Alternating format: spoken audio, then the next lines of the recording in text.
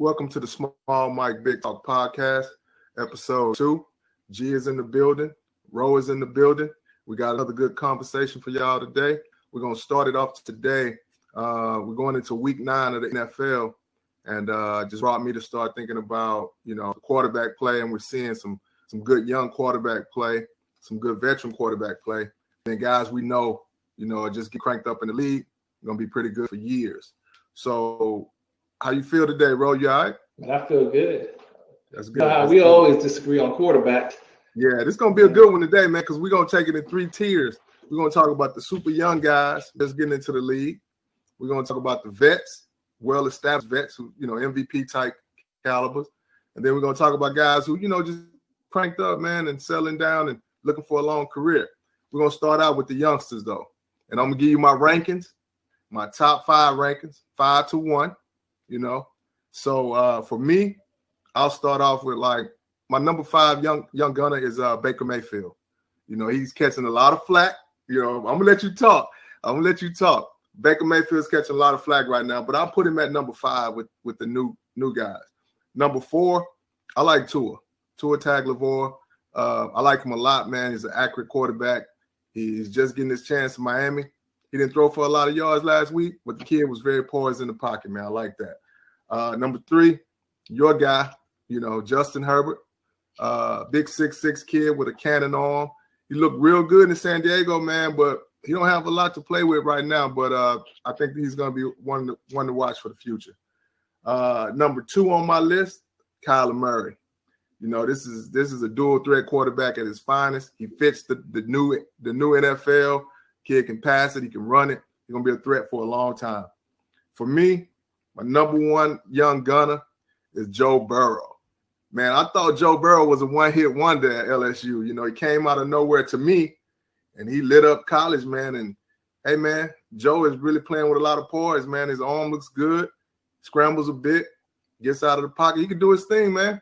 So that's my list. The 2 that's just outside of my top 5, man, is your guy, Danny Dimes, Daniel Jones up in New York. He has talent, got a little ways to go. And just put Sam Darnold outside that list, man. I like Sam Darnold, but playing with the Jets, man, it's hard to look good.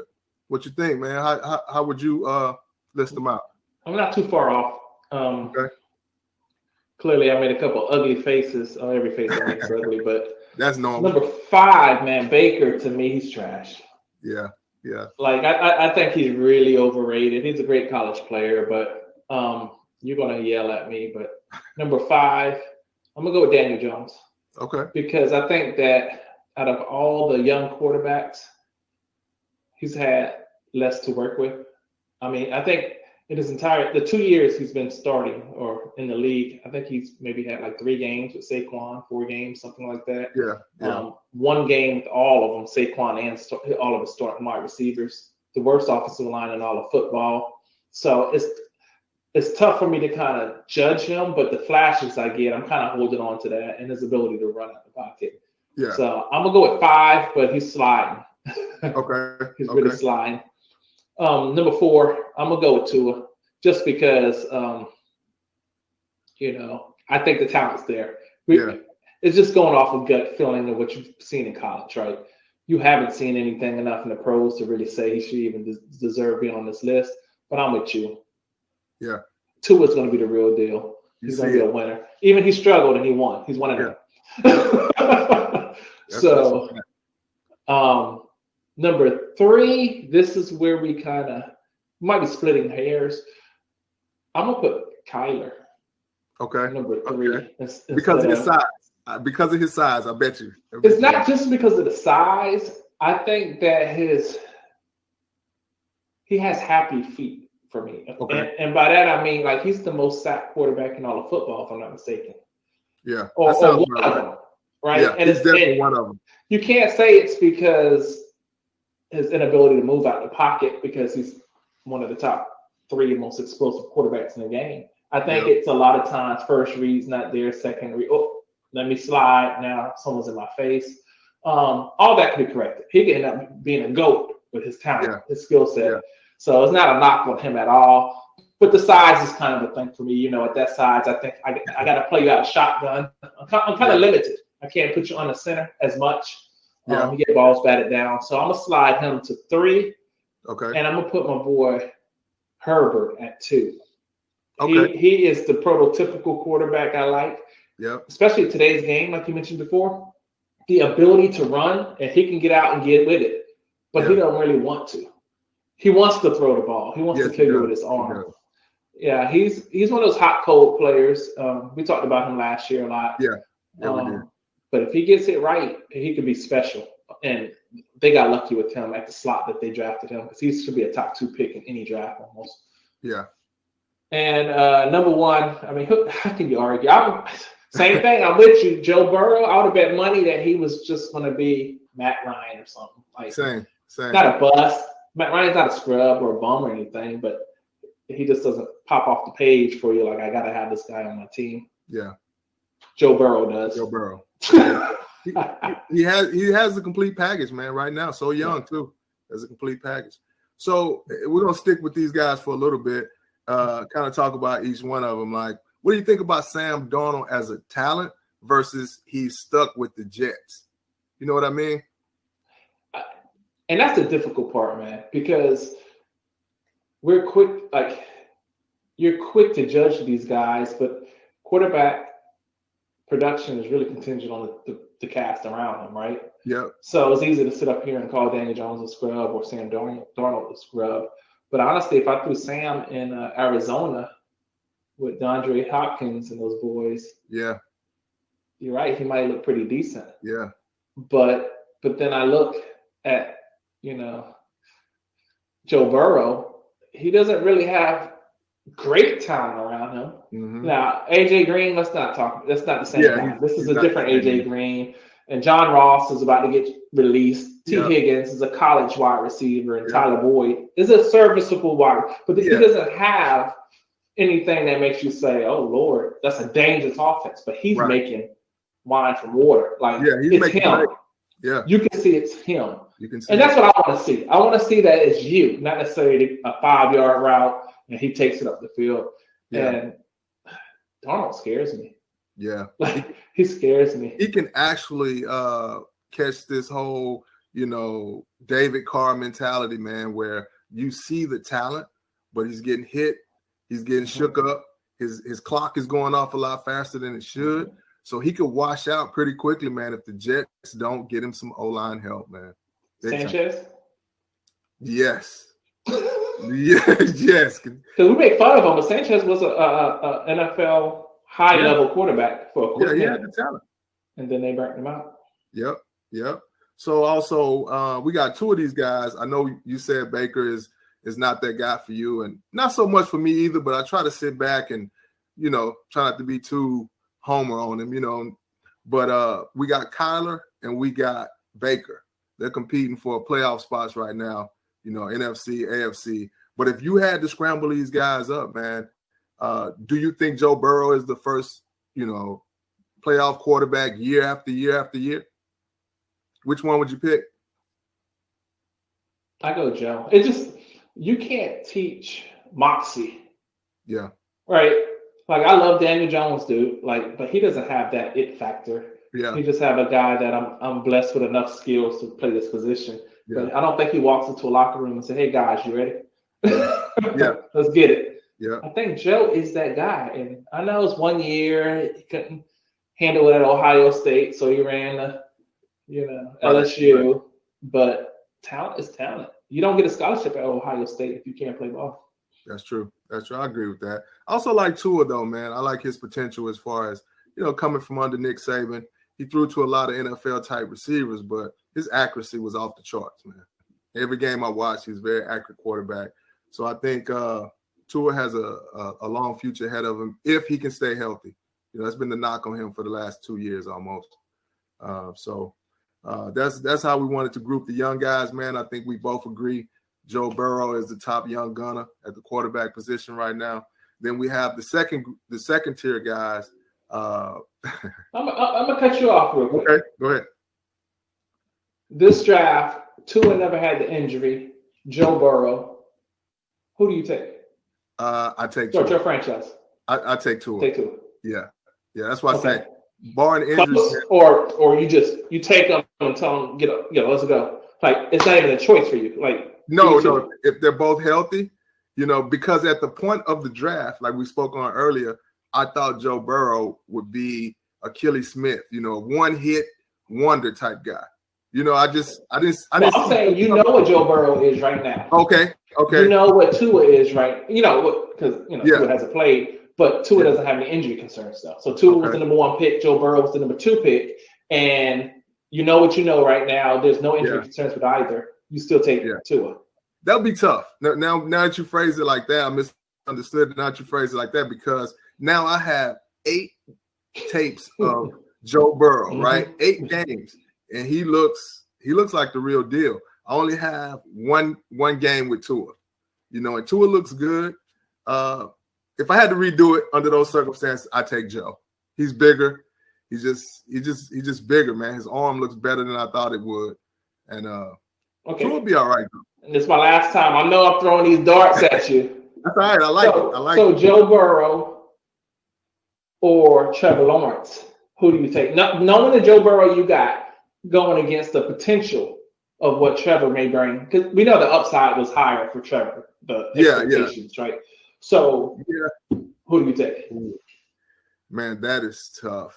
I think I still go Joe, man. Ooh. I think I still go Joe Burrow. I'll give you the similarities. Both of them are filled with NFL rosters. Clemson, LSU. So really, it's a lot easier for them to throw to receivers.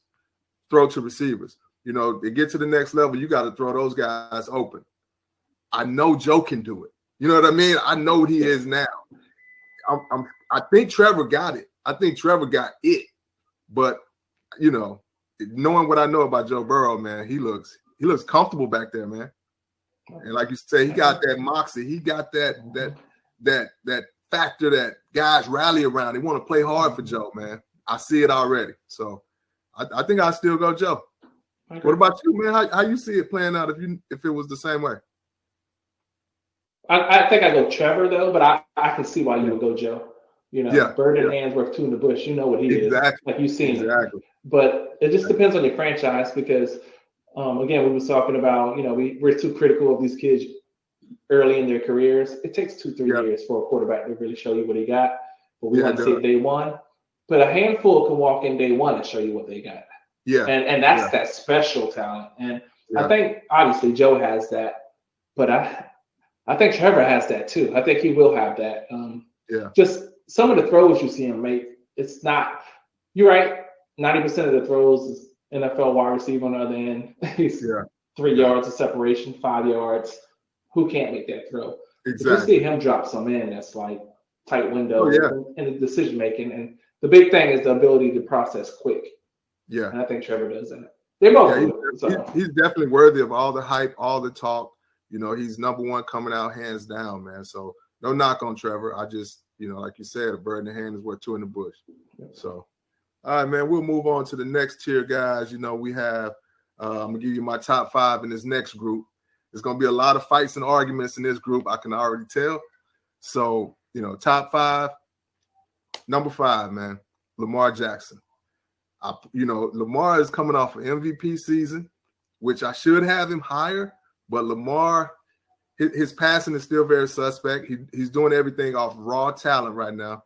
He still has to learn to read defenses and, not run so much. But I'll put Lamar Jackson at number 5.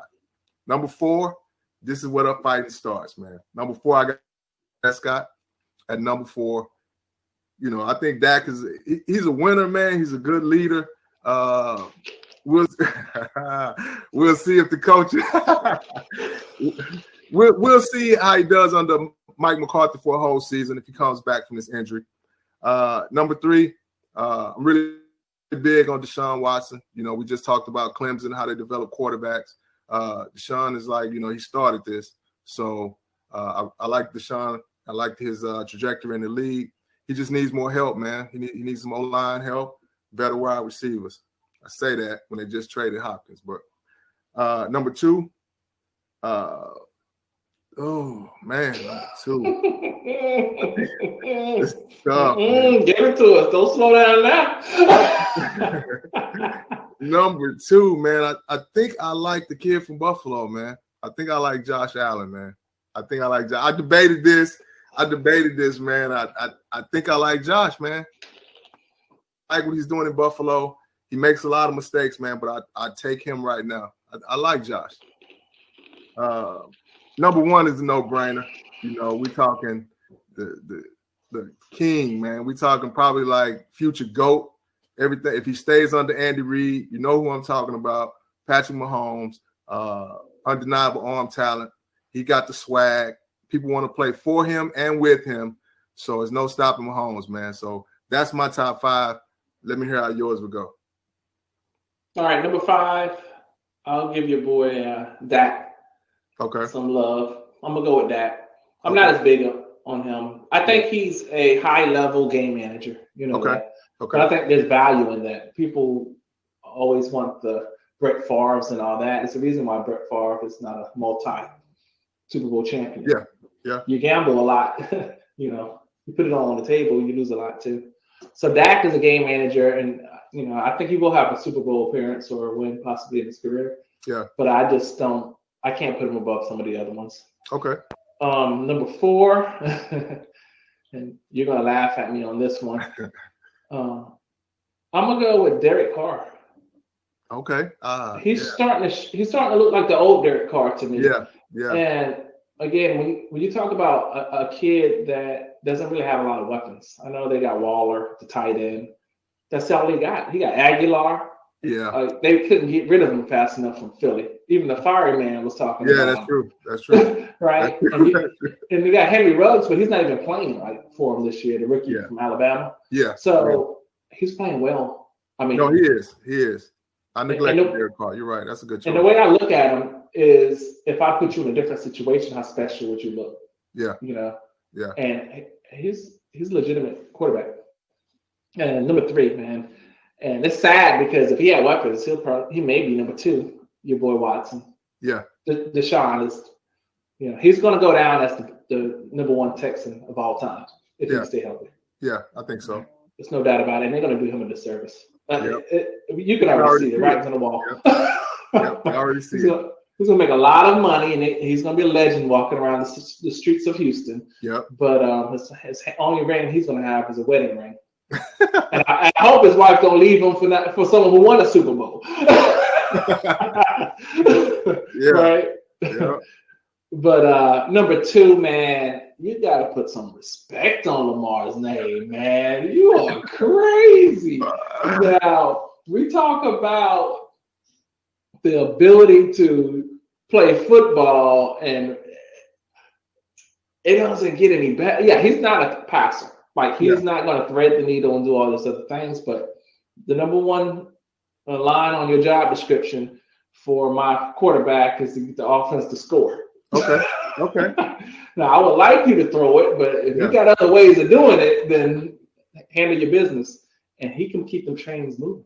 Yeah. And eventually, you're right, they may figure him out if he doesn't develop that. But we're talking right now, you know, today and tomorrow. They're not going to figure it out by tomorrow. Well, I'm gonna jump in before you get to number 1. With Lamar, man, I think they are starting to figure him out. I know it's only year 3, but just last week against the Steelers, man, they really needed some big plays in the air. You know, they was coming back, they was marching down the field. He couldn't make that throw. You know, and that worries me about Lamar Jackson because, of course, we all see the talent. We know he can move the chains with his feet. But if I was doing a comparison cross sport, he's Giannis to me. You know, he can bully me all through the regular season. He can bully me, but I know he can't shoot. So in the playoffs, you know, it's going to be harder for them to win. And I think that's what Lamar Jackson's going to run into come playoff time, man. They're going to play him differently in the playoffs. But with Giannis, you got to respect me and rate me at the top power forward in the game. Even though you might think I can't run a chip, it's not because of me. You're telling me that these guys that I'm pitching the ball out to for wide open threes, they can't knock it down, and you have no trust in them. That's the same with Lamar. I honestly think that's a great team. Like, they built a team pretty good, right? Yeah, but not not the right way for him necessarily. Because the first thing that you know, and listen, I'm an Eli Manning fan, and he's not amazing. Yeah. He's a 2-time Super Bowl champion. He's one of the most clutch quarterbacks of all time. In that moment, he's prepared and he plays big time ball. But with a quarterback like Eli, who's not the most accurate, right? Yeah. Lamar, who's not the most accurate, what do you got to do? You got to give him a Plaxico. You have to give him a Plaxico, a 6'5", big target, right? Well, their receivers are small. Like you got Hollywood Brown is his number one receiver at 5'9". Yeah. And deep speed is beautiful, but damn, give me a 6'3", 6'4", legitimate number one. And I think that they're going to draft one coming up.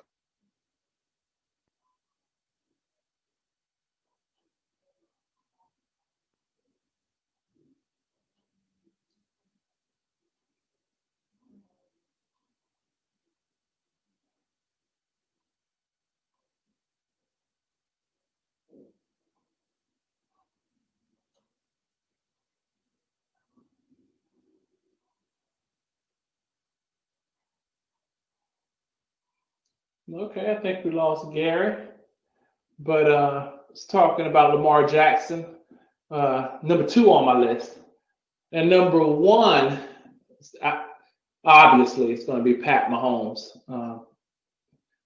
I wouldn't be surprised if he ends up being the GOAT. It's just if they can continue to keep talent around him with the amount of money that they're paying him, it may prove to be difficult later down the road. But for the next couple of years, he's going to win a handful of Super Bowls.